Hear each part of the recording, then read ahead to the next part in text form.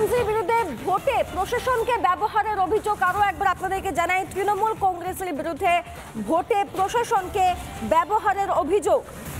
তৃণমূলের অনুষ্ঠানে হবিপুরের আইসি, অত্যন্ত গুরুত্বপূর্ণ এর মধ্যে বড় ব্রেকিং। তৃণমূলের অনুষ্ঠানে হবিপুরের আইসি তৃণমূলের অনুষ্ঠানে হাজির, ইটাহারের ভিডিও। কি করে দলীয় অনুষ্ঠানে এরকম প্রশাসনিক কর্মকর্তারা উপস্থিত থাকতে পারেন, এমনটাই অভিযোগ। ছবি দেখিয়ে অভিযোগ করছে বিজেপি। দেখুন সেই ছবি।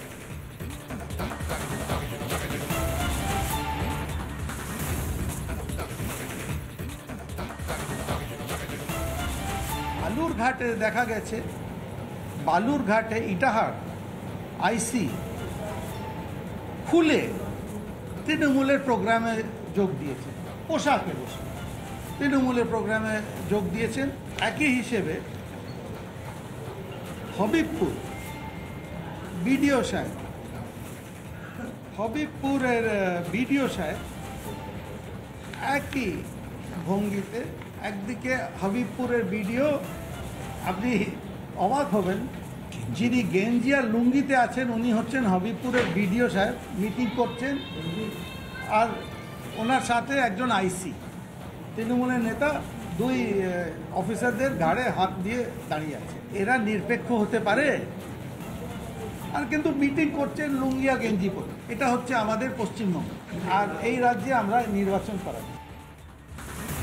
বিজেপির তরফ থেকে অভিযোগ আমরা আপনাদেরকে শোনালাম। ভোটে প্রশাসনকে ব্যবহার করার অভিযোগ তৃণমূলের বিরুদ্ধে। সরব বঙ্গ বিজেপি। হবিবপুরে আইসিকে দেখা গিয়েছে তৃণমূলের অনুষ্ঠানে ইটাহারের ভিডিওকে দেখা গিয়েছে। ছবি দেখিয়ে অভিযোগ বিজেপির। নির্বাচন কমিশনে অভিযোগ দায়ের বিজেপি প্রতিনিধি দলের। এই গোটা ঘটনায় শুভেন্দু অধিকারী রাজ্যের বিরোধী দলনেতা এবং সজল ঘোষ বিজেপি নেতা কি বলেছেন শুনুন একবার। সব জায়গায় মিটিং করছে, সব জায়গায় গতকাল ঘাটালে মিটিং করেছে ওসি, আইসি, এসডিপি। ওরা কি করে তৃণমূলকে জেতানো যায়? কয়েকদিন আগে দীঘাতে মিটিং করেছে কাঁথের প্রার্থীকে নিয়ে, আমাদের ভিডিও ফুটেজ দিয়েছে হোটেল থেকে।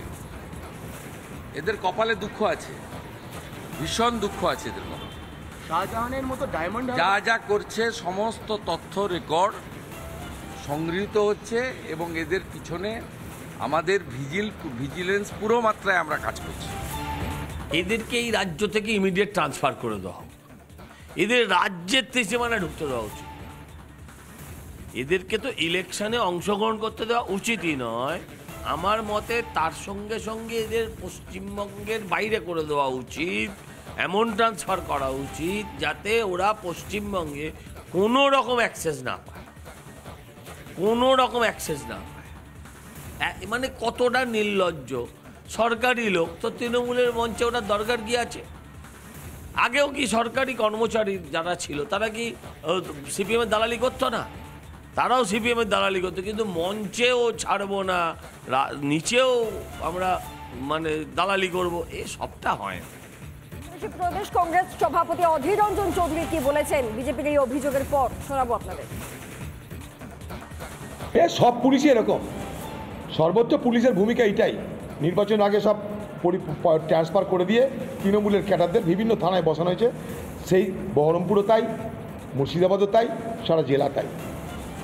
তাতে কেউ পাবলিক পরোয়া করছে না। এবার পাশাপাশি তৃণমূল নেতা জয়প্রকাশ মজুমদার কি বলছেন আপনাদেরকে শোনাবো একবার।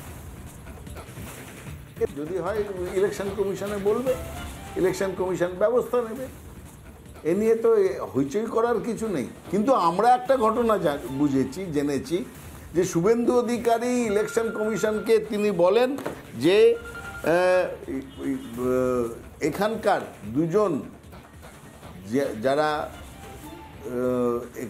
পশ্চিমবঙ্গের ইলেকশন কমিশনের অফিসে যারা দুজন আছেন, সহকারী সিইও, চিফ ইলেকটোরাল অফিসার, সহকারী ডেপুটি চিফ ইলেকটোরাল অফিসার, এরকম দুজনকে তিনি ফোন করে বলেছেন সরান এদের। মানে আমরা তো বুঝতে পারছি যে ইলেকশন কমিশন কতখানি নিরপেক্ষ, তাতেই বোঝা যাচ্ছে তাদের অর্ডার হয়েছে, তাদের সরিয়ে দিয়ে আবার দুজনকে দেওয়া হচ্ছে। বিজেপির কথা শুনে বিজেপি অফিসার যারা কাজ করছে এতদিন ধরে তাদেরকে সরিয়ে দিতে হবে, কারণ বিজেপির নাকি পছন্দ নয়।